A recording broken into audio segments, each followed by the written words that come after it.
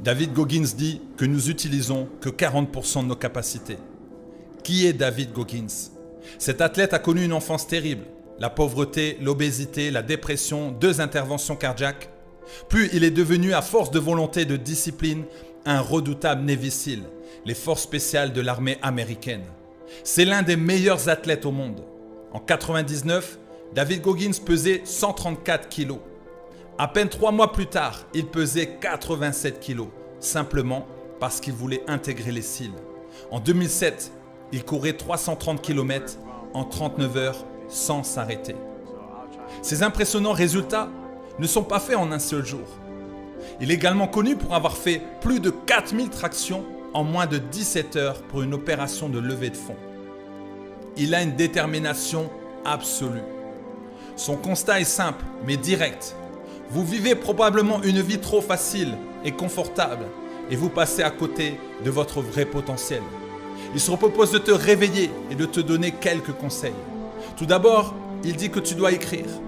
Écrivez ce que vous avez sur le cœur, ce qui vous blesse et vous empêche d'avancer. Soyez précis et n'essayez pas de le cacher. Au contraire, mettez tout en lumière. Ressentez les émotions que ces obstacles vous font ressentir. Ensuite, décidez une fois pour toutes que c'est assez et qu'il est temps de changer. L'adversité est le moteur de vos progrès futurs. Sans elle, vous restez dans le confort et l'inaction. Ne cherchez donc pas à la fuir. Affrontez-la une fois pour toutes. Regardez donc ce qui vous empêche de profiter pleinement de votre vie. Il est temps de changer.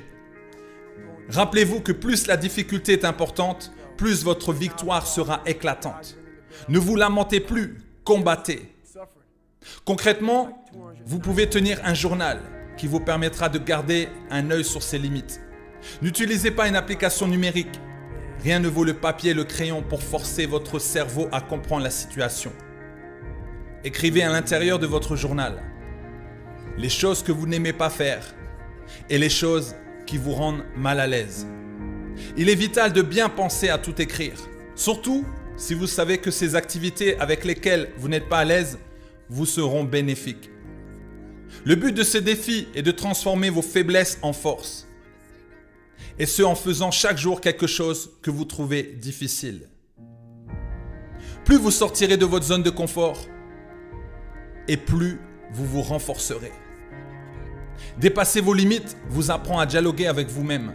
Cela vous enseigne également comment avoir le dessus sur vos doutes et vos pensées en rapport avec la douleur, physique ou psychique.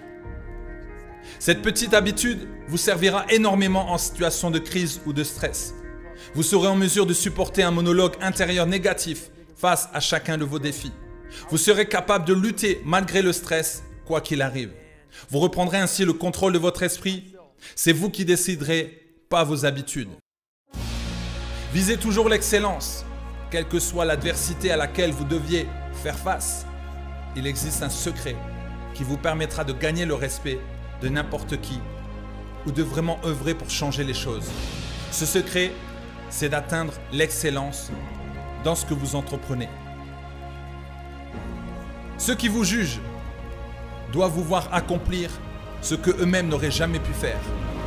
Utilisez leur propre négativité comme un moteur. Ils ne croient pas en vous et vous sous-estiment. Montrez-leur à quel point ils se sont lourdement trompés. Bien sûr, vous devez travailler plus que n'importe qui. Cependant, le travail ne vous fera plus peur. Vous en aurez pris l'habitude. Vous aurez gagné en force et en endurance. Maintenant que vous connaissez ce secret, quel défi d'excellence allez-vous chercher à relever? Visualisez vos succès de manière stratégique. Chaque personne produit entre 2000 et 3000 pensées par heure. Malheureusement, la majorité de ces pensées ne servent pas à grand-chose. Elles sont dispersées, inconstantes et souvent négatives. Cependant, en apprenant à modifier vos pensées, vous rendrez automatiquement vos succès plus faciles à atteindre. Comment procéder? Le plus simple est de visualiser votre réussite de manière stratégique. C'est-à-dire de vous imaginer que vous avez déjà atteint votre but. Comment vous sentez-vous? Qu'en pensent les autres? Comment avez-vous fait? Faites cet exercice tous les jours. La répétition vous aidera à atteindre votre objectif et à vous motiver. Cependant, il ne suffit pas de visualiser les honneurs ni les médailles. Il faut surtout visualiser les obstacles sur votre chemin.